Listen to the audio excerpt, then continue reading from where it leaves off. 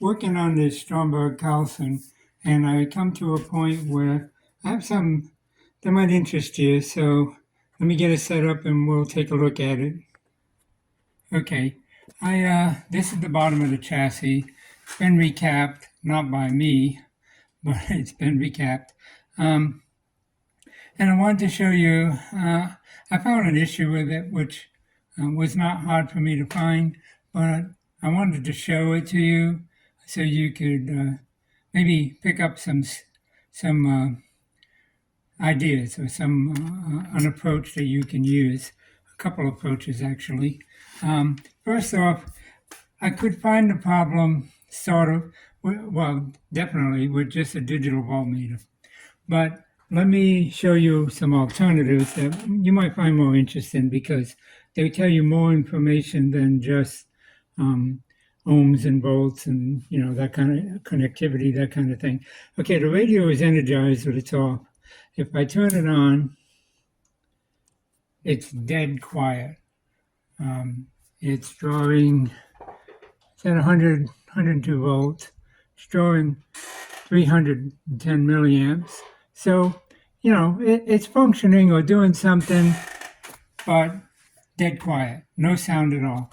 If I take something and touch, this trick where you touch the wiper, the volume control, you should hear static coming out the speaker. There's nothing. This is the first audio amp up in this corner, and this is a 6V6 output tube on this. Now you could just go around, shut it off, measure the resistances, and check capacitors for short circuits to ground and all that, and you would find the problem. But there is another approach you could do, and that is with a signal function generator. Now I got my function generator set up so it's not sweeping. It's just set on a frequency we can hear. And now we got a probe. Now on the output tube, this is pretty easy. We can go to pin 3, which is the plate. Now pin 3, or the plate, connects directly through this jack to the output transformer. Now I can just unplug this and put my signal generator across these two, which go across the primary of the output, and I should hear something out the speaker, and we could do that. But before you even mess with that, while you got the system set up, you can go across it from here, which is this 0.02 microfarad capacitor coming off the plate. And so basically that goes here and it goes through a capacitor to ground. So it's got some, that's the screen grid coming back through this resistor and coming up through here. It's got voltage across here. So you can do it there. So if we shut the system off and we wanted to check that, we could just check that. Now, of course, I was going to show you with the plug here. I guess I can do that. Let's just go across. Now, you don't want to go to ground because the ground is not part of the output transformer, right? It's just ground in the speaker. So we'll just skip that. So we can go there and we can take our signal and we can touch the other side. Try it again. There we go. Operator error. Okay, so you hear it. So we just checked, by just doing that, we just checked the output transformer in the speaker. Okay, so if we, it's shut off. If we go ahead and plug that back in, we can continue troubleshooting just using that little signal generator, right? And you could use, a single tracer usually has an output, audio output.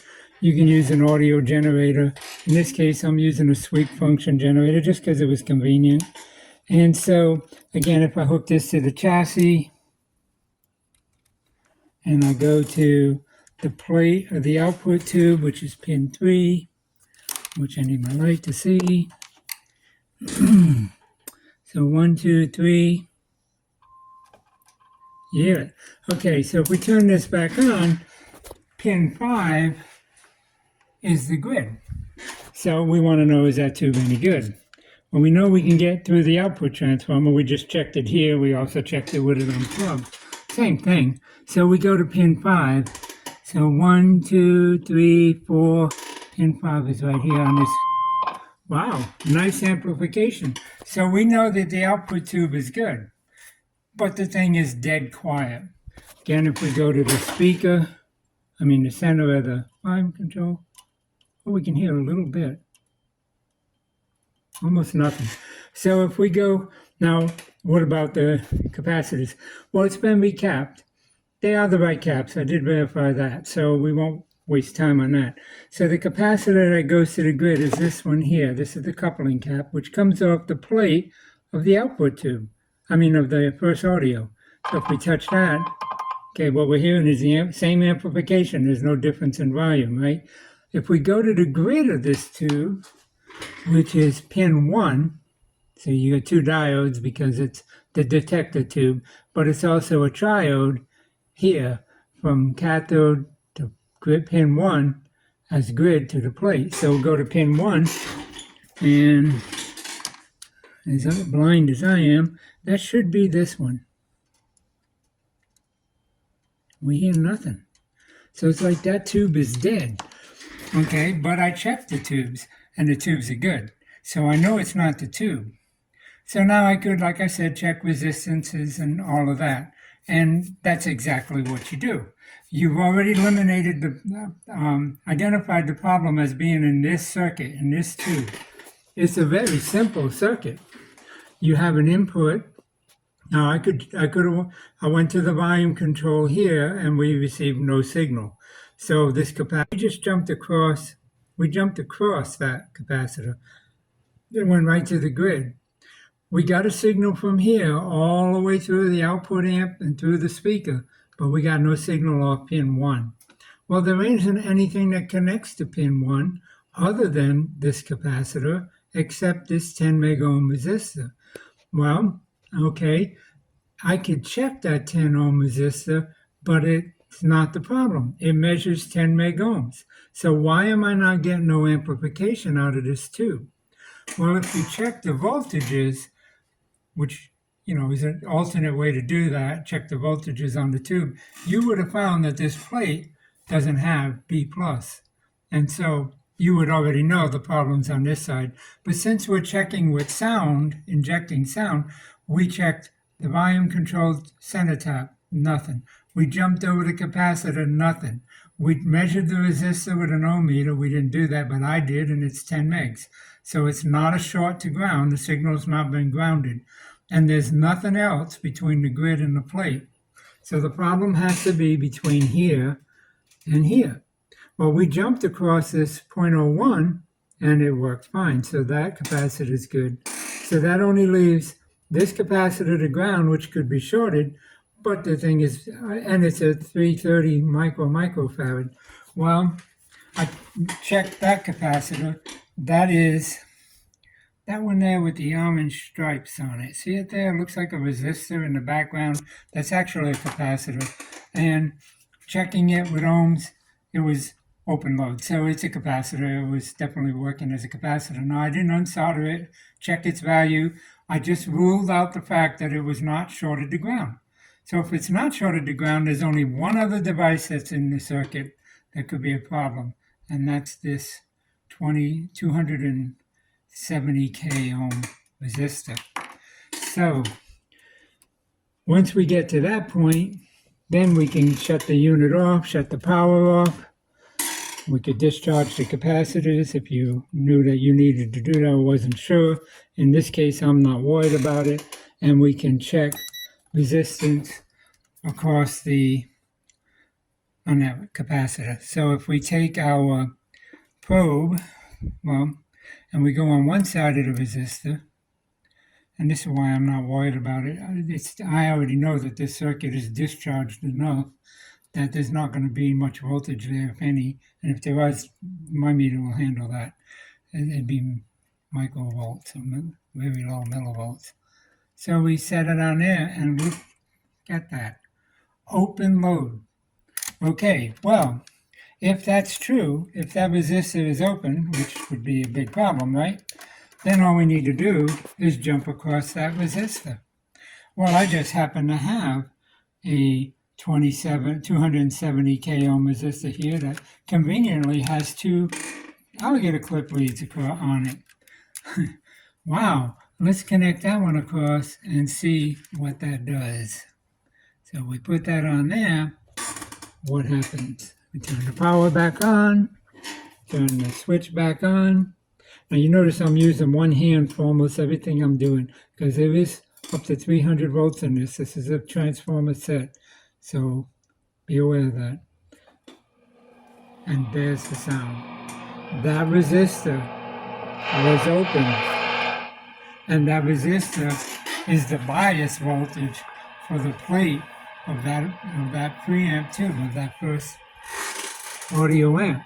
It's this 270 k ohm resistor here. It was open. Well, that has to hold this voltage up off ground from here to this 100k and that 270k. That holds the voltage up for the B plus on the plate. You notice there is no other connection coming through here. There's a capacitor to ground. There's a capacitor here. DC can't get through a capacitor. There's a capacitor here. So there's no way to have B plus here other than through this resistor and through this resistor and down to the power supply. So there's your problem. Now it could have been this resistor could have been fine. This could have been shorted to ground, this 0.1, which would have killed this. But no, that would have made it weak, not dead. This was the only likely component. However, if I didn't have the schematic, I still could have found it. Now, okay, so we got it working. But let's say that you don't have a signal generator source like that and you're working on a radio. What can you do? What can you do? Let me set up and I'll show you. Oh, before I do, so you see the volume control is fine. Okay, let me set up and we'll continue. Okay, what you could have done to do the same exact thing that I did with that sleep generator, frequency function generator, is use a cell phone. All you need is a cell phone. iPod, anything that has a output. In this case, I use a audio out cable, and I got it connecting to, well, what I had was an audio output cable that has RCA jacks on the other side of it, because it was for a TV cinch, whatever the heck that is. So what I did is I connected to the ground, and we'll just put that to the ground, to the chassis. Okay, and I connected my capacitor in line with the hot end of one of the left or right channel, and I'm playing some music from YouTube. I don't even know what it is. So now I can go right to the volume control. So you can inject a signal just isolated with a capacitor to protect your phone and to protect the radio. And you can inject a signal that way. Now, if we disconnect our bad resistor, because we don't know it's bad yet, right? And we connect our probe thing back to here, we can go back to the pin 5 of the output tube, or we could try right at the speaker, right? It would be one of the ones that's not the ground, but it's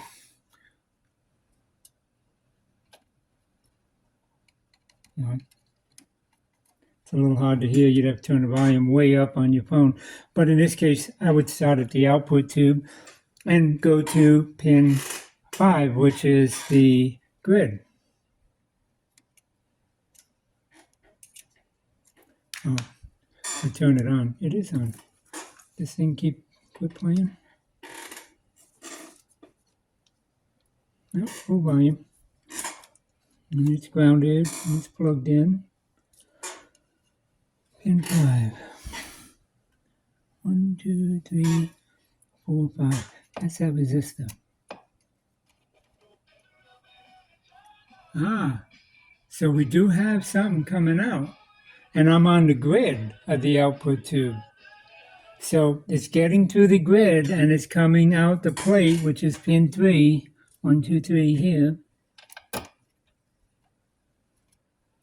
See that cool spark I made? Anyway, I can't get to it. And it'd be too low even if I could. But you can hear it there. on the grid, right? Now, if you want to do this right, and you don't want to make a cool spark and probably burn something up, you just shut it off. You connect the cable directly, take an extra second, and then turn it back on. Same effect, right? I'm saying more light required. What the heck does that mean?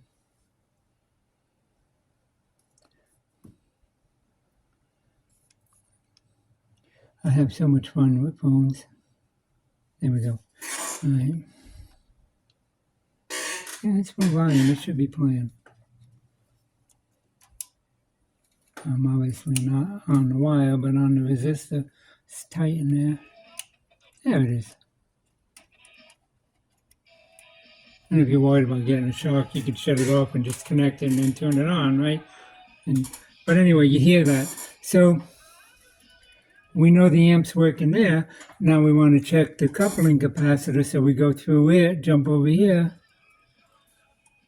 Ah, that's working. So then we go to the grid of this tube and we find out we get nothing. So that's when we find out that there's something wrong in this circuit with audio using a phone. And so that's pretty cool. Now, one last thing you could do, using the same setup here, if I get out of YouTube, if you don't want to get a copyright strike and you're making YouTube videos, you can download, I'm not sure about on Apple, probably, but I have Android, so if I can get back to my desktop, I think I still got it on here. Yeah.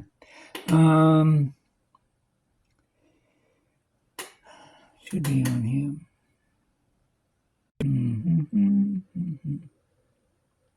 I guess I uninstalled it. Oh no, there it is. You can download a function generator. Okay, and then with this guy, let's shut this off. Power off, and I can use this to hold my phone so you can see it. With this guy, you got a left and a right channel, and you can set the frequency. This is a dual channel sweep function generator. It's the exact same thing as that sweep function generator, but with two channels, left and right channel. That's only a single channel. This is a dual channel. Now you can turn the left channel on or off by hitting the left or the right button. You can turn the channels on and off individually. You can turn the output on. You can use same thing, since it's a function generator. You can use sine wave, square wave, sawtooth wave. You can set the amplitude, the output volume or dB. You can even modulate it, which I can't do with that. You can make this modulated AM or FM and actually do an IF alignment or for AM radio or an FM radio, because this unit will do both. And if I get where I can see it here, let's see. Like here, you can click frequency. Now I'm on the frequency on the left channel. You see I'm at 440 kilohertz, but I can click enter value and put 10.7, which would be FM, right? Megahertz. Wow. There, I have a 10 megahertz signal that I can turn on say, just the right channel and turn it on, and now it's coming out. You can sweep a band of frequencies by setting the sweep. Here come the frequency, choose start and set the start frequency, stop and the end frequency. You can set the time. How long? Do you want to take 1 second to sweep, or do you want to take 3 minutes to sweep up?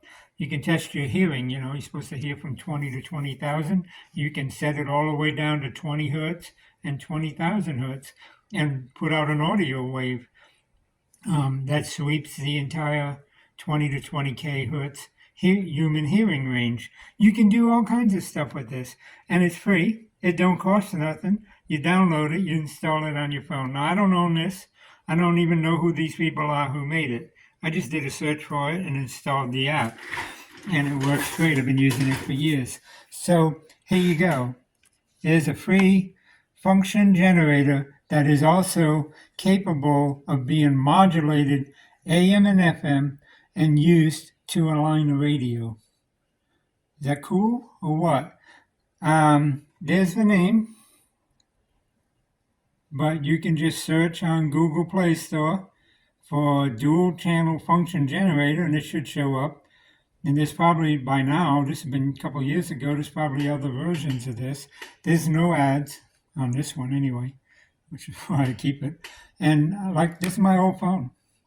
And you see I still got it on there because it's that good. It keeps working. And, it's got a slider you can use to slide up and down the scale. And you can do it in stereo. And you can set individual channels.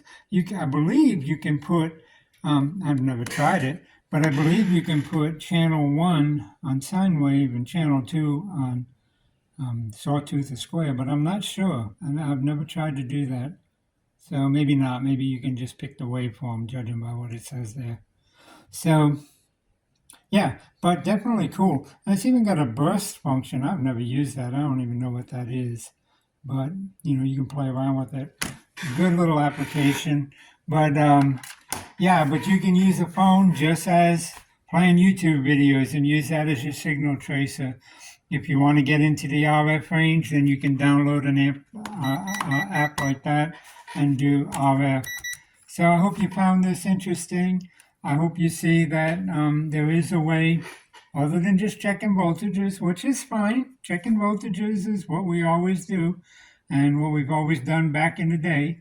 If you have no schematic or you have a schematic that doesn't have the voltages recorded on it and you're not sure what this should be, or you get new at this, then, this is an alternate way to find out what circuit is not working in the audio section. And this, of course, would work on guitar amps, which are all just audio. So it'll work on that, but it'll work on any audio circuit like this. If this was a push-pull, class D push-pull, or a two-tube output with an inverter, anything like that, you could still use this to check your inverter circuit, to check both output tubes and the first detector audio tube. So if you found this interesting, please consider giving it a thumbs up. Subscribe if you haven't already. I don't make videos that often. They're usually long and winded, but you'll find some good information. You can always scroll through. You'll find some things that might help you. So anyway, that's my goal. It's just to help you learn the trade. And if you're new to this, if you're experienced, obviously this whole video has been just redundant because you already know it. But if you're new to this kind of work, hopefully this gives you some idea and helps you understand how the circuit works. So anyway, thanks for watching. Have a great day.